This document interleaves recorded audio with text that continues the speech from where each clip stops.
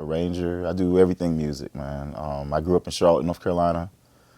Grew up an only child, 2 parents. My dad was a federal investigator for the federal government. My mom was a teacher, and she played the piano. She introduced me to music. She would play like Patti LaBelle, stuff like that. I'll be like 3, 4 years old, just catching it. Till finally, I just started playing, and it turned into me having lessons. You know, those lessons turned into just me knowing music theory at an early age, me figuring out how music functions, the key signatures, time signatures, waltzes, different things. You know, I was already ahead of, you know, everybody at the time. And then I was in 4th grade, and I got introduced to the saxophone. I started sax like the first day. I was already playing like Ode to Joy and whatever songs in the method book, and just, you know, I just shed it on that. I started just at an early age, just like transcribing the music, playing along to like Herbie Hancock, playing along to just different things like that were thrown to me. Like my dad, like I said, he worked for the EEOC, and I would go to his job as a kid, and his coworkers would call me Harvey Wallbanger. They'd be like, listen to this Dexter Gordon, listen to this Coltrane. And I'm like, all right. Until like eventually, you know, I got put in different programs to just little citywide programs for jazz. Like all the old heads at the time, the legends that passed it to us. You know, they were teaching us, like, you know, Coltrane charts, Herbie Hancock, just repertoire. And this is all by like 5th grade. You know, so by the time I got to like middle school, high school, I was really deep in it. You know, I already played like my first jazz festival, and I went to Northwest School of the Arts. This is with like Adrian Crutchfield. This is with like Stephen Gordon, Ashlyn Parker. We had a lot of cats, Ryan Saronage, like Mike D'Angelo, Tim Scott. A lot of people come out of Northwest. You know, Malcolm Charles, Braxton. Like it continues, but just being at that school, it was just real competitive. You know, and like we pushed each other. Like we would skip class to practice. We would skip class to like practice like Coltrane changes. But it was that time I just, you know, go to school, go to next step. I always knew I wanted to go to a HBCU just for like that experience.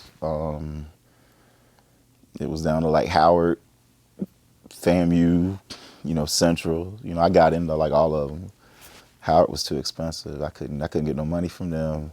FAMU was giving some money, so they invited me down to orientation. That was my first time, I guess, seeing like Florida culture, like that Miami culture, the peanut butter jelly and just all that. I was just like, wow, you know, this is a lot.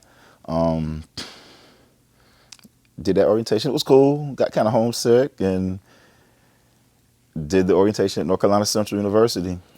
They already was giving, you know, me scholarships for jazz. Like they always had a good jazz studies program. Like their jazz studies was revered at the time. You had cats at the time, Brian Horton, Brian Miller. You know, they were producing some really good players at the time, and I chose to go there, full scholarship, the Grady Tate scholarship, rest in peace. He wrote the music for like Schoolhouse Rock, stuff like that. He's from North Carolina. I mean, that was one of the best decisions I made. Just like I had professors to push me, you know what I'm saying? I had people to really, you know, push me musically, ear training, jazz-wise. We, like Branford Marcellus was an artist in residence. And our first, like, conversation, like our first lesson, I played, we're doing these etudes and different, you know, Charlie Parker, different things, just, you know, just studies, just technical things. And he was like, Harvey, man, you're a good player. You have really good ideas. But he was like, if your horn could talk, it would have like speech impediments and shit. And I was just like, oh shit. I'm just like, all right, cool. I was like, all right, so you know what we gotta do, you know. And he put me on like 18th century oboe player named Hans Hooliger. And just, you know, listen to his tone, listen to how he articulates, listen to, you know what I'm saying? So I got that training, I got that But on the other end of the spectrum, like I was doing the social life. I was real cool in high school, but like just socially eccentric. Like I like flourish. I was like Mr. Sophomore. I ended up being Mr. NCCU. Um, that was just an honor, just representing the school. Pledged Alpha, and that was a wonderful experience. Just meeting all these different people, just networking. What I'm saying? But I was always the guy in the caf. They had like the cafeteria, and there was a piano on the side of the cafeteria, and like as you're going out, and I would just play the piano. I would just play, but I'd be playing like Cameron. I'd be playing like whatever was popping, like Pastor Troy, Alicia Keys. Just things that were popping at the time as people would leave, and it became a staple. It became like other cats would be on, and then they'd be like Harv coming. They would get off and let me just, it was a respect, but. Which brings us to Chicken Day.